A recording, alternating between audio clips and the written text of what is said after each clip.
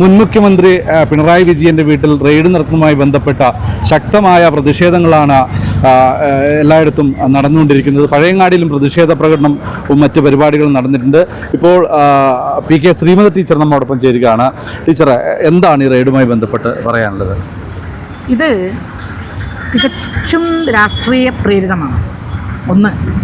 രണ്ടാമത്തേത്, ഒരു ഗവൺമെൻറ് മാറി വരുന്നു. പഴയ 10 വർഷക്കാലം ഭരിച്ച മുഖ്യമന്ത്രി പ്രതിപക്ഷത്തെത്തുന്നു, പ്രതിപക്ഷ നേതാവാകുന്നു.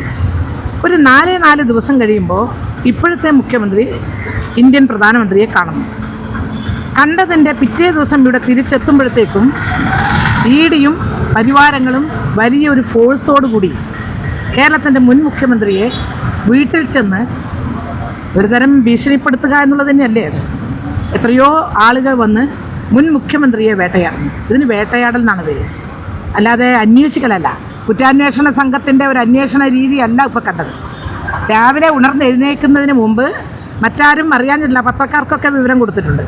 അങ്ങനെ അറിയുന്നവരൊക്കെ അവിടെ എത്തി 6 മണിക്ക് മുഖ്യമന്ത്രിയെയും മുൻ മുഖ്യമന്ത്രിയെയും മുൻ മുഖ്യമന്ത്രിയുടെ മകളെയും വേട്ടയാടുന്ന ഒരു സ്ഥിതിയാണ് ഇപ്പോൾ കാണുന്നത്. ഇത് ശരിയായ പകപോക്കലോ രാഷ്ട്രീയ പകപോക്കലിനോ അതൊക്കെ സാധാരണ രാഷ്ട്രീയത്തിൽ കാണാറില്ല.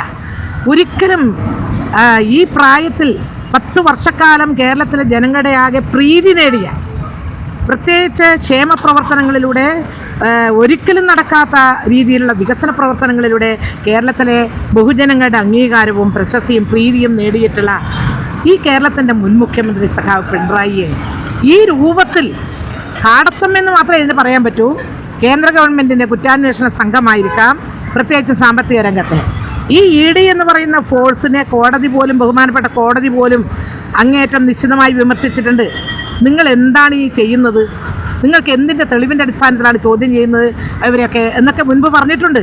ആ ഇഡിയാണ് എൻഫോഴ്സ്മെൻറ്റ് ഡയറക്ടറേറ്റിൻ്റെ തലവനും വിങ്ങും കൂടിയാണ് ഇപ്പോൾ കേരളം 10 വർഷക്കാലം ഭരിച്ച ഇപ്പോഴത്തെ പ്രതിപക്ഷ നേതാവിന് നേരെ വീട് നീക്കുകയായിരുന്നു. വീട് മാത്രമല്ല, 12 കേന്ദ്രങ്ങളാണ്. 12 കേന്ദ്രങ്ങൾ പലതും പല അവരുടെ കമ്പനിയുടെയും ബാംഗ്ലൂരും അതുപോലെ റിയാസിൻ്റെ വീട്, അദ്ദേഹത്തിൻ്റെ അടച്ചുപൂട്ടി കിടക്കുന്ന പിണറായിയിലെ വീട്, തിരുവനന്തപുരത്ത് താമസിക്കുന്ന വാടക വീട് എല്ലാം റെയ്ഡ് ചെയ്യും. നിങ്ങൾ അന്വേഷിച്ചോളൂ. അതിന് സാമാന്യമായ മര്യാദയുണ്ട്. ഈ അന്വേഷണത്തിനെന്ന് പറയുന്നത് സാമാന്യമായ മര്യാദയുണ്ട്. ഇത് പെട്ടെന്ന് ഇങ്ങനെ ഉദിച്ചു വന്ന ഒരു കേസൊന്നുമല്ല. കഴിഞ്ഞ കുറേ വർഷങ്ങളായിട്ട് ഈ കേസ് അന്വേഷിച്ചുകൊണ്ടിരിക്കുന്നു അവർ.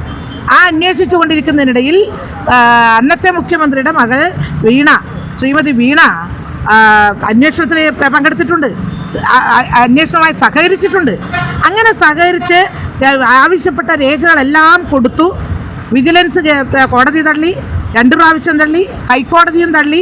ഇതിലങ്ങനെ യാതൊരു വസ്തുതയില്ല എന്ന് ചില കോൺഗ്രസിൻ്റെ MLA-മാരടക്കം കേസ് കൊടുത്തു. പ്രതിപക്ഷത്തുള്ള കോൺഗ്രസിൻ്റെ നേതാക്കന്മാർ കേസ് കൊടുത്തു.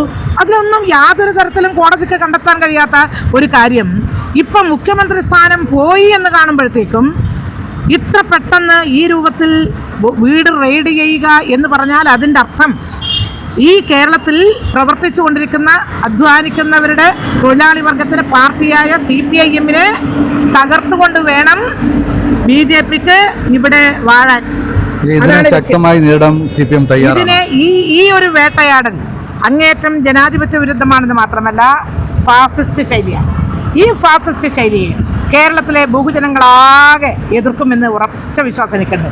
കേരളത്തിലെ പാർട്ടിയും വർഗബഹുജന പ്രസ്ഥാനങ്ങളും എല്ലാം ഒന്നിച്ചു ചേർന്ന് ഒറ്റക്കെട്ടായി ഈ തോന്നിവാസത്തിനെതിരെ അതിശക്തമായിട്ട് പൊരുതും, ജീവൻ കൊടുത്തും പൊരുതും എന്നാണ് ഞങ്ങൾക്ക് പറയാനുള്ളത്.